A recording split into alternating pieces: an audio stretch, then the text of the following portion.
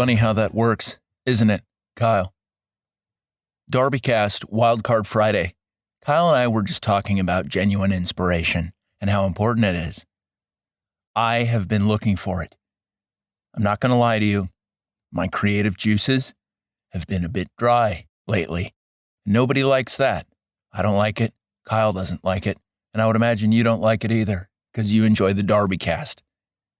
If you're new here, get lost, leave, scram, vamoose, skedaddle. Go find somewhere else to play. Unless you belong here. And people who belong here know in their hearts. It's not a cerebral thing. It's soul level. It just resonates with you and you're like, wow, boy, did I need a tall glass of this. Give me a venti inspiration and fuck Starbucks. If that's you, welcome aboard.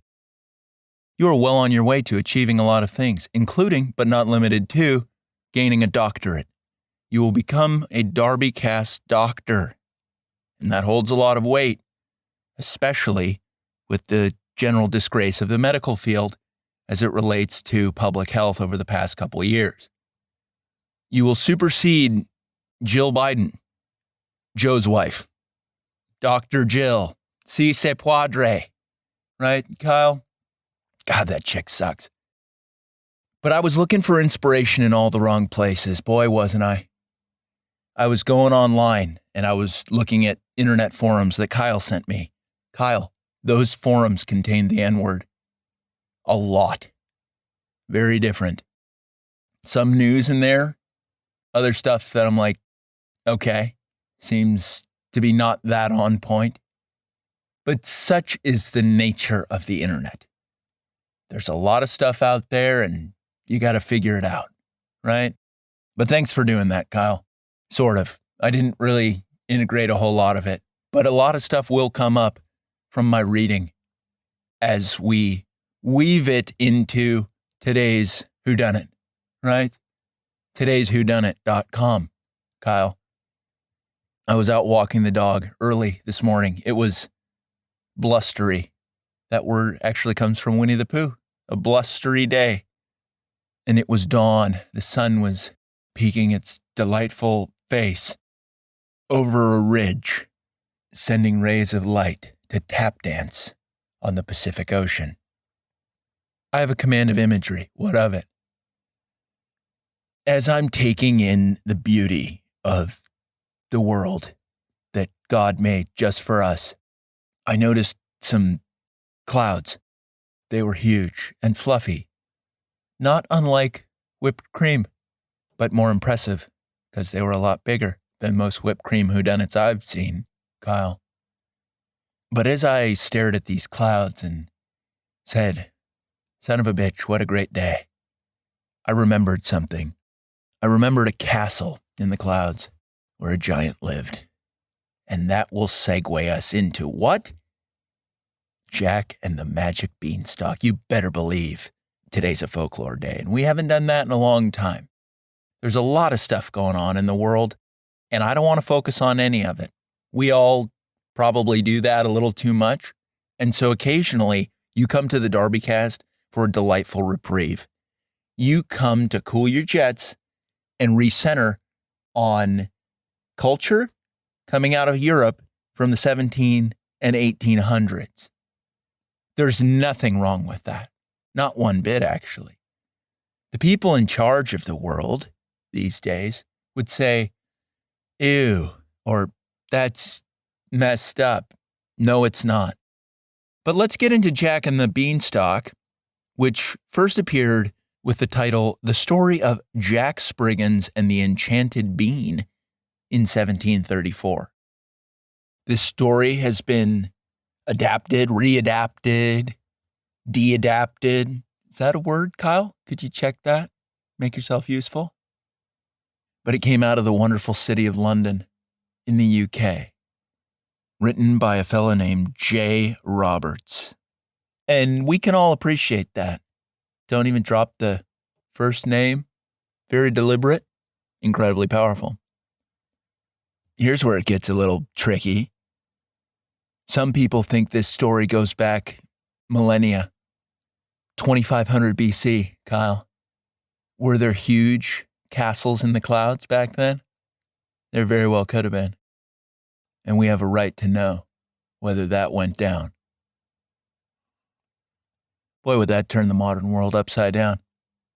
Castles in the clouds? Giants? But let's get into it, because many of you have probably not heard this story in quite some time. But sometimes, to go forward, we need to go backwards, do a little reverse commute, find the things that inspired us when we were youthful, and with an attitude of excellence as a result of hearing a story of courage and whimsy, we navigate ourselves fearlessly into the unknown that is the modern world. Capiche? So here we go. Once upon a time, there lived a poor widow and her son Jack. No father figure. That's a nightmare, okay? This is a horror story from line 1. What happened to the dad, right? Gambling debts? Murdered? By a bookie? Perhaps. Doesn't say, but we can theorize. What's another theory about where the dad went, Kyle? I have one. Maybe the dad was a left-wing activist and he went to a local politician's house to do perverted sex acts and sodomize the politician's spouse with a hammer. The politicians probably got together and said, this guy's got to go. We can't have him telling the story of what actually happened. This will be bad optics. We have an election coming up, and as screwed up as things are in this world, we just don't need this kind of reflection on our already tattered reputations for spreading the plague. That's what they would have said back then. The parallels are nearly infinite. So Jack didn't have a dad. But if his dad was a left-wing activist, perhaps he was just better off without him. Probably not, because the kids need dads, but what a bummer, right? If your dad's a lefty, he's going around with a hammer and not using it for business purposes, that kid's going to have a messed up way of looking at the world. So one day, Jack's mom told him to sell their only cow. Risky move, right? That cow was probably providing milk, but there is something respectable about going all in and saying, we're going to do this. It's risky, but the payoff could be huge. Jack's mom's not your typical single mother, though. She's a widow. And that's different than a chick who just willingly opted out of marriage because she was like, oh, you're lame now. You've changed. That's not Jack's mom. Jack went to the market, and on his way, he met a man who wanted to buy his cow. Cha-ching, right, Kyle? Jack asked the man, what will you give me in return for my cow? Fair question. The man enthusiastically answered, I will give you 5 magic beans. Jack took the magic beans and gave the man the cow. But when he reached home, Jack's mother was very angry. She said, you fool! He took away your cow and gave you some beans. And I don't like that out of the mom. I sure don't. You put the onus on the victim? Let's say these magic beans didn't pan out, as Jack's mother had assumed they wouldn't. You're going to be mad at your kid for being duped by an adult? Not appropriate. We don't really hear from Magic Bean Guy again because the beans were magic and Jack's mother was proven wrong. However, if this all amounted to nothing, I think it would have been appropriate for the story to take a pretty violent bend. All the townsfolk hear of this huckster taking advantage of Jack and saying, don't mess with our kids. Okay, traveling salesman of magic beans, quote unquote, you stupid son of a bitch. And then they torture him slowly until he's begging for death. saying, just end it. I screwed up, I know, but just like, it's over. Just ice me. But that's not what happened. Now is it, Kyle? Jack's mom takes the magic beans and angrily hurls them out of the window. And she says, Jack, you ignorant little businessman, you're garbage. Go to bed, no dinner. Ouch, right? Mom just is not letting off the gas. The next day when Jack woke up in the morning, early riser, good kid, he looked out the window and he saw that a huge beanstalk had grown from his magic beans. Take that, Mom. I am a good businessman, okay? Like a total pro, he climbed up the beanstalk and reached a kingdom in the sky. How silly does Jack's mom feel right now? She's eating porridge, saying, I came down way too hard on my kid.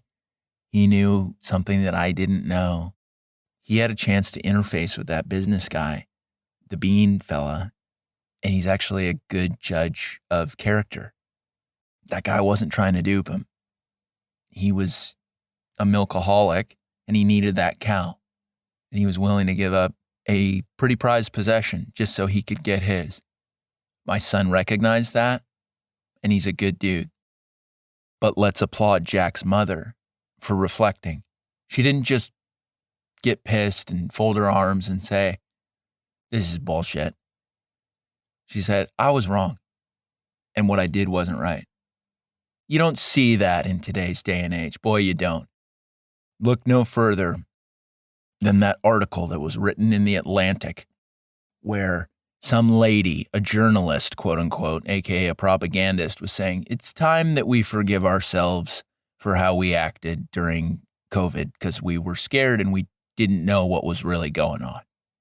And she seemed to have forgotten that forgiveness comes from God and from other people as well. There was no apology in this article. No apology for rooting for people to be killed, thrown in camps, have their children taken from them. Oops, we messed up. We were pretty scared. For scared people, you sure were bloodthirsty. Okay. You sure were. Isn't it fascinating, the cruelty that comes out of people when they're duped into thinking that they're morally correct? Nothing gets somebody going more than the promise of being able to mistreat others for a good cause, so to speak. People with sturdy spirits and big hearts don't really delight in persecuting others, but holy hell was the left side of the political spectrum a mess during COVID. It was a big character reveal out of a lot of people. I can forgive people who were coerced and duped into it. I'm going to have a trickier time forgiving the people who were knowingly peddling lies and openly calling for violence against people who wanted to opt out of taking a very dangerous sounding experimental medicine. But good on Jack's mom for admitting her faults, right? So Jack enters this kingdom in the sky, and in this kingdom lives a giant and his wife. And they're not overweight, they're just big people. Giant refers to their altitude, not their circumference. They're giants by length, not by girth. Now get your head out of the gutter. Jack, being quite adventurous, entered the house, the big house in the kingdom, and he found the giant's wife in the kitchen. And although she was pretty butch looking, she looked a lot like my neighbor Gary's ex-wife in that her butchness was exceeded by her femininity. Rare bird. For those of you who don't know what I'm talking about, I have gotten in the habit of telling stories on the TikTok platform. And although I don't really like TikTok, I do like storytelling and connecting with others. So if you would like more content, you can just go to TikTok. If you're one of the original DarbyCast doctors and you didn't find this podcast through TikTok, there's extra content there. But Jack says to this burly yet curvaceous giant's wife, could you please give me something to eat? I'm really hungry. My mom made me skip dinner. She didn't know what she was doing, and I'm going to forgive her when I get back home.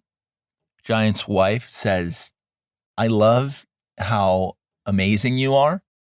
That's important to reconcile things with your family and friends because not everybody's perfect.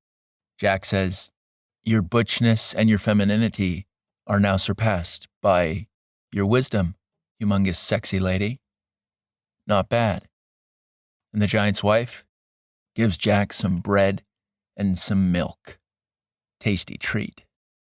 A lot of people in today's day and age are not fired up on bread, nor are they fired up on milk. But you better believe those things, if fresh, are very nice. Fresh loaf of sourdough, some piping hot sourdough coming out of the oven. The milk, cold, fresh. No hormones added. Not in that kingdom in the sky. Tell you what. While Jack was eating, the giant came home. And he's huge. Big dude, very fearsome. Jack was terrified, and he hid inside one of the cupboards in the kitchen. And the giant cried out, Fee, fi, fo, fum. I smell the blood of an Englishman. Be he alive or be he dead, I'll grind his bones to make my bread. That would freak out most kids. That would freak out a lot of adults. Because that's not your traditional bread recipe. This dude is such a jacked lunatic that his style of justice is finding you, pulverizing you, and eating you. Not civilized, not the way we do business. Different times, different culture, though. We don't have to respect it, but we can still acknowledge that that's the way that these people operate. I don't want to integrate that. Just because something's different doesn't make it cool or better. I think we all know that, right? A great example of that would be making spaghetti, but instead of marinara, you made it with pea. It's different, but it's not okay, just like this giant's style of justice. The giant's wife, upon hearing her husband make an odd promise about a style of bread that doesn't sound conventional or tasty, she says to him, there's nobody here. The giant says, oh, okay.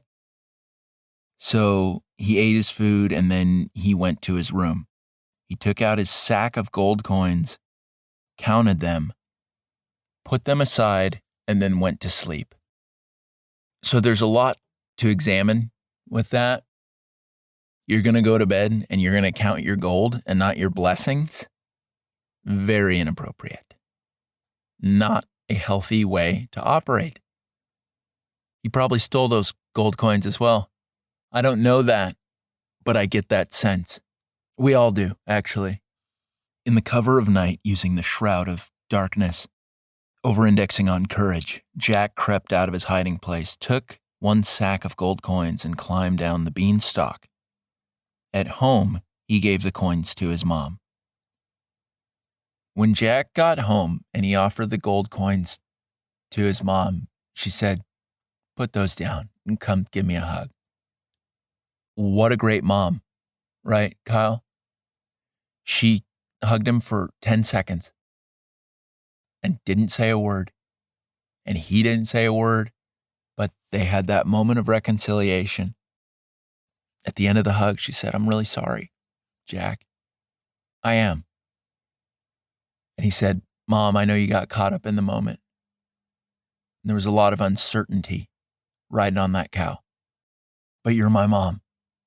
And you've stepped up for me countless times. And I can't hold this against you. Jack and his mom lived pretty well off of those gold coins for a while. But Jack was as curious as a cat. And one day he climbed the beanstalk again and he went to the giant's house. First thing he did, he connected with the giant's wife and said, that bread and milk was so good. I couldn't stop thinking about it. And she said, there's plenty more where that came from. Could I treat you to some fresh sourdough? Tasty glass of cold milk, young fella? He says, yeah, why not?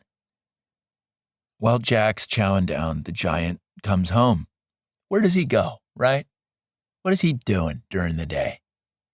Stealing stuff? Is he building something? Is he writing poetry in another mass of clouds? Hard to say, right, Kyle?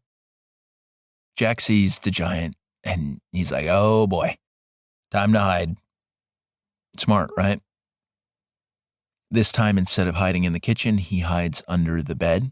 And the giant throws down his jingle. Fee, fi, fo, fum, I smell the blood of an Englishman. Be he alive or be he dead, I'll grind his bones to make my bread. And the fact that he repeated it means that he's thought about it a couple times. He's had a chance to analyze his thoughts and say, what am I even doing? Couldn't I just say, I feel like someone's here and I'm not about trespassers? Would have been more appropriate. Why do we need to take it to cannibalistic bakery, Mr. Giant? You've got sick thoughts. You need to repent. Okay. The wife says, there's nobody here, big fella. And although we like that Jack's safe, we can't help but notice that that household is a mess. The giant, the wife is keeping things from him. That is not a relationship that's going well in a lot of ways. Giant's wife cannot feel good about lying to her husband, but she's weighing the potential outcomes of telling the truth versus withholding the truth. What's that? Lying. There's no way she feels good about it. But let's take a careful look at the giant and say, why are you creating an environment in your household where your wife isn't okay telling you what's really going on?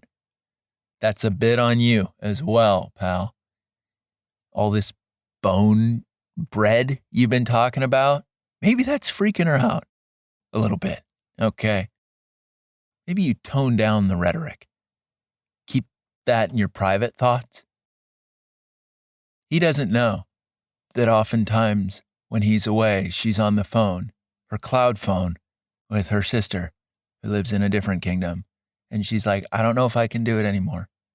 Henry is so nuts. But then the sister says, you were wed in holy matrimony to Henry, dear sister of mine. You have to stick with him. You're on this journey together. What's that called? Life. For better or for worse, in sickness and in health. Bethany. And I think that's a fair thing to say. We all do, actually.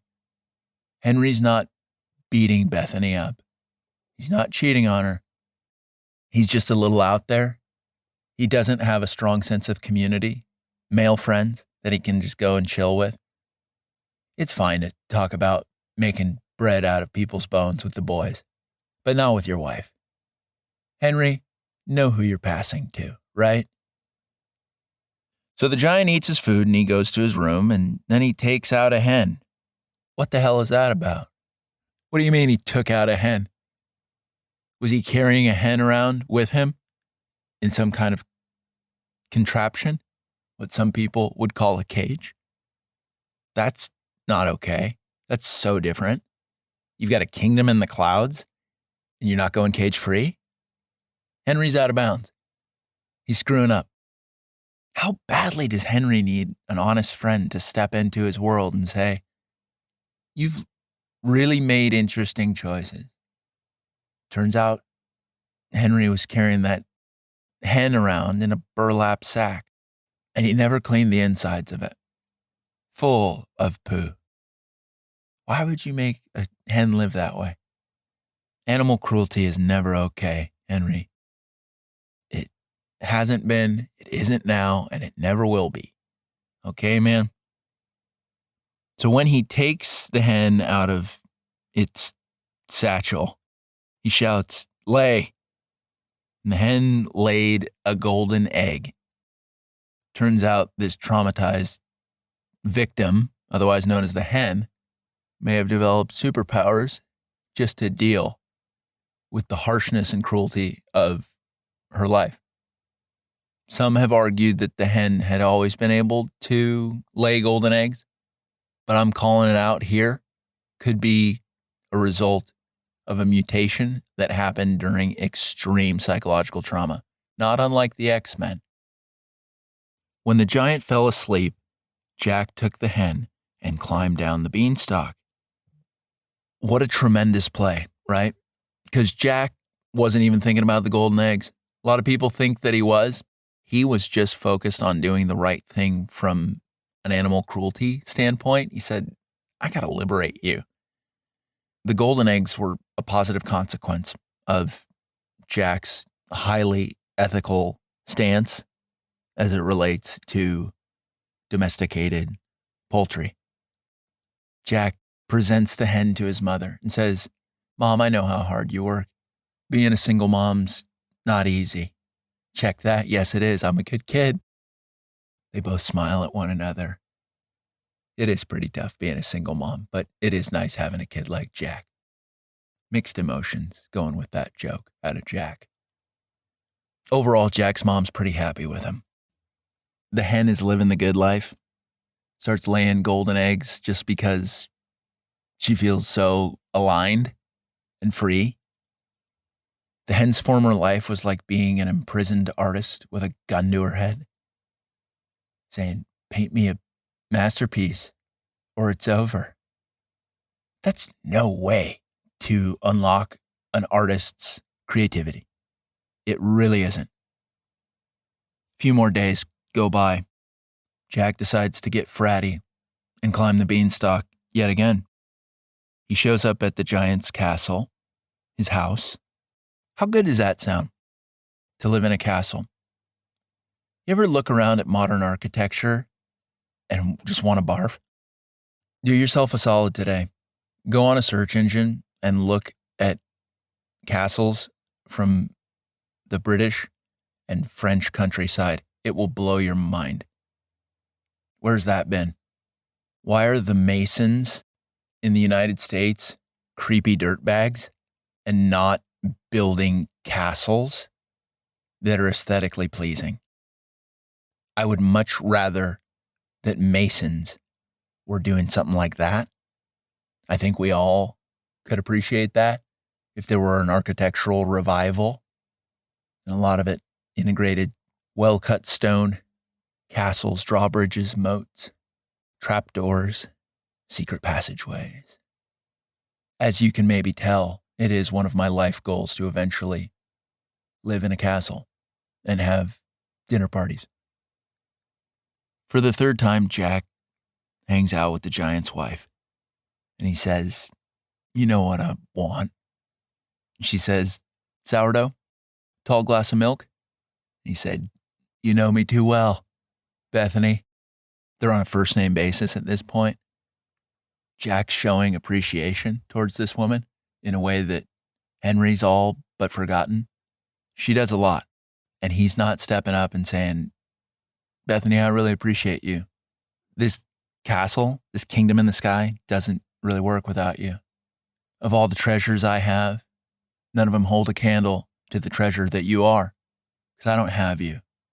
You are with me. We are a team. Where the fuck has that been, Henry? Huh? Surprise, surprise, the giant comes home while Jack is snacking on his favorite tasty treats.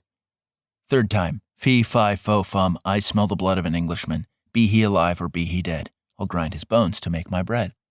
The phraseology is as concerning as it's ever been. But it makes us wonder, what happened to the giant? What made him this way? What things in his life went so catastrophically wrong that he felt hurt enough to have such oddly specific, violent fantasies? Nobody's asking those questions, though. That one might be on his wife a little bit. Why isn't she asking good questions? She's not perfect, right? She's great, but she's not perfect. And that's also okay. Wife says, Henry, don't be silly. There's nobody here.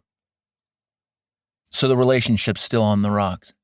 Any healthy relationship is built on honesty, and major trust violations not going to strengthen a relationship. Not one bit. No, sir. Giant chows down, goes to his room, and he looks over at his giant magical harp that could play beautiful music. Where is he getting all this stuff? He's not making it. I think he's stealing. That was my hunch from the beginning. It's still my sense now. Giant orders the harp to play some pretty tasty tunes. The music does not sound unlike some of Phil Collins' songs that were a little bit more relaxing. Giant naturally mellows out, falls asleep, and while the giant is in the early stages of sleep, he's not in REM yet, Jack takes the harp. He's been on a roll. First he got the coins, then he got the hen. Why not the harp? But that's a little bit prideful on Jack's part. Sometimes you got to know when to say when. But Jack took the harp, and as he was 1 foot out the door, the magic harp cried out, "Help, master, a boy is stealing me." Master, and there it is. The harp was a slave. Nail in the coffin for Henry. All of our worst theories about Henry were true, and then some. Harp has Stockholm Syndrome, doesn't know what life is like, doesn't know what freedom's like. Jack wants to offer that to the harp, but the harp is unsure of how to step away from everything that he knows, not unlike a modern-day Democrat who has gotten a good sense that the people in power are lunatics and that they have nothing but rage and contempt towards everybody. A lot of lefties are, in fact, like this harp. They might have beautiful music in them, but their music might be even more beautiful if they weren't held captive by people who have lost their way. Giant wakes up and he sees Jack with the harp. He's pissed. Says, "No, you can't take my enslaved musical instrument." I think that was the first time that had ever been said. But the giant was upset and he ran after Jack. Nobody likes being stolen from. It doesn't feel good. I understand that the giant's angry, but the giant does not have the self-awareness to know that he had been making mistakes long before this angry outburst, and that he had a huge role in everything that was going on. He ignored that, and in a blind rage, he ran after Jack. But Jack was too fast for him. All Jack's agility training that is not mentioned in the story, but you know it went down. You know he was doing shuttle runs and working on his speed, his footwork. And did he ever anticipate having to use his athleticism in a situation as dangerous as this? He didn't. He stayed in great shape because it feels good to be in good shape.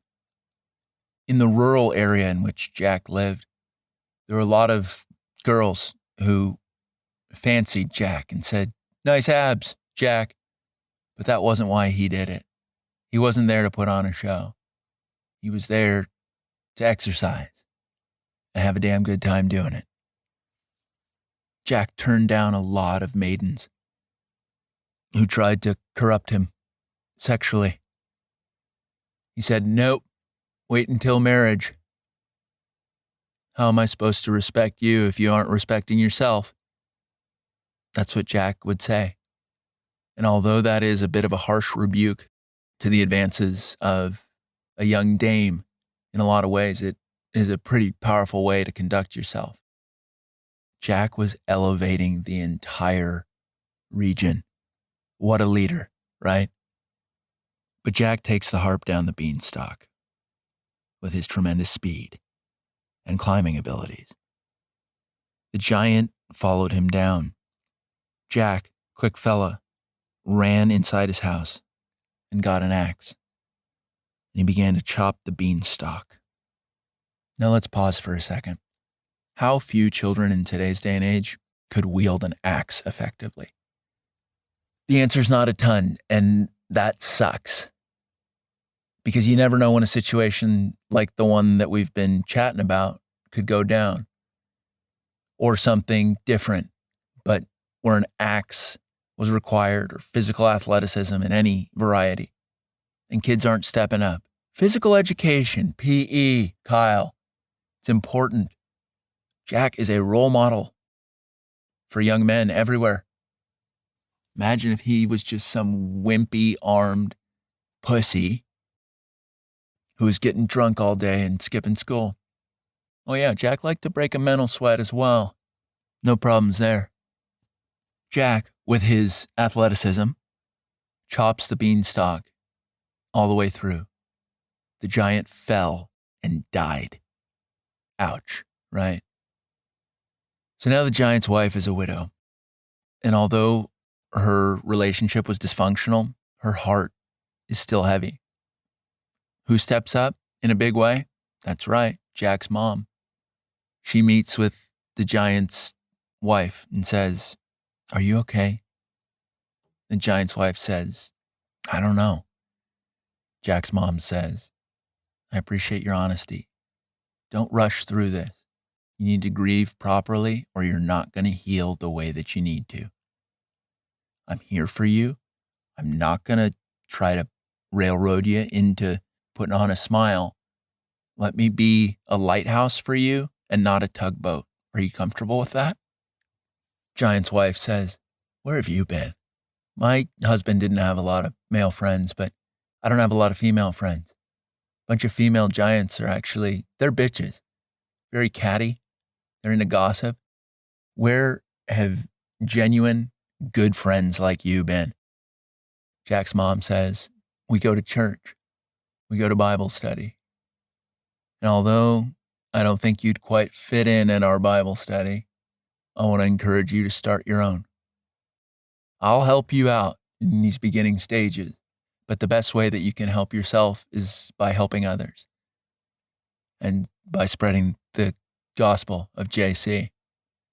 Share the good news, Bethany, when you're ready, obviously." Jack and his mother were now very rich, and they lived happily ever after. And yeah, they were rich from a financial standpoint, but from a spiritual standpoint, are you kidding me? So wealthy. My goodness. What a story, right, Kyle? A lot of ethical dilemmas. In this one, Jack stole. He also killed, which are tough things to morally justify if it were not for the giant's preceding conduct. The giant was doing other bad stuff behind his wife's back. She was not about that. She would have never put up with that. The giant stole oxen and he ripped the heads off of children for sport. What is that about? You heard that and all the empathy you may have previously had for the giant Henry just went out the window. Something changes when somebody hurts kids, right? We're not as excited for these people's redemption arc. And there's some evil that needs to be punished. Jack did kill the giant, but he didn't murder him. Ethically dicey, but Jack did in fact do the right thing. Did Jack have a couple days where he reflected on the whole situation? You bet your ass he did. He said, that didn't feel good. Seeing that fella fall out of the sky and hit the ground so hard that it was over. His life died on impact. Part of Jack died that day too. He grew up in an instant. When that giant hit the deck, things wouldn't be the same again. But such is the nature of life. Some stuff goes down from time to time. Like the old Native American proverb, a man never walks through the same river twice. The river's not the same, nor is the man. The giant's wife forgave Jack because he asked for her forgiveness. He said, I'm not feeling all the way solid about the way everything went down. I know this is really going to affect your life in a big way. I'm so deeply sorry. You know what the giant's wife said to him? She said, I forgive you, and it's time to forgive yourself, Jack. You're always welcome at my table. I will give you milk and sourdough. Don't get me wrong, I miss Henry a lot. But new stuff came to light. I learned that he was ripping the heads off of kids. And there were things that I could look past. There were things in our relationship I was willing to work on. I really was. I thought about leaving him, but I hung in there. But there were certain lines that were crossed. Not okay. Hurting kids. He never laid a hand on me, and he never cheated. But messing with kids, I don't stand for that, Jack, not one bit. And Jack said, you have such a nuanced approach to the grieving process. I admire it a lot. Bethany, you're stronger than you think. And don't rush into a rebound relationship. Can I encourage you to not do that, Bethany? Bethany responds, says, I am lonely. Jack says, you've got great people in your life to support you. If you so choose to enter another relationship in the future, do it for the right reasons. I know I'm younger than you and that it might not feel appropriate for me to give you advice. But the reason I'm giving you this advice is because I care about you as a friend and as a neighbor. How about that? The end. That's DarbyCast for you. That's Wildcard Friday. And what a Wildcard Friday it was. The highest compliment you can give to me and or Kyle is to share this with somebody who could use a little bit of a boost today. Somebody who's maybe not been feeling super hopeful, not exceptionally inspired. A lot of big events happened to make this story so incredible, so spellbinding. But what if the biggest thing that you could do today is far smaller than you ever anticipated? Maybe it's just connecting with somebody and saying, how's your heart? I've missed you. Let's go get some sourdough, maybe some milk. You have at least one relationship. We all do. That could use a little extra grease in the wheels. We all know somebody who's feeling a little down and out. Reach out to him today. Say, I know of a podcast. It's pretty fucking weird, but it plays in a huge way. There's this guy. He might have autism, but he's doing pretty good things with it. And I'd like to invite you into the space. That's totally the right thing to do. Would that be a bad idea? Probably not. Kyle, let's go smile at strangers. How about that, huh, pal? But that's DarbyCast Wildcard Friday.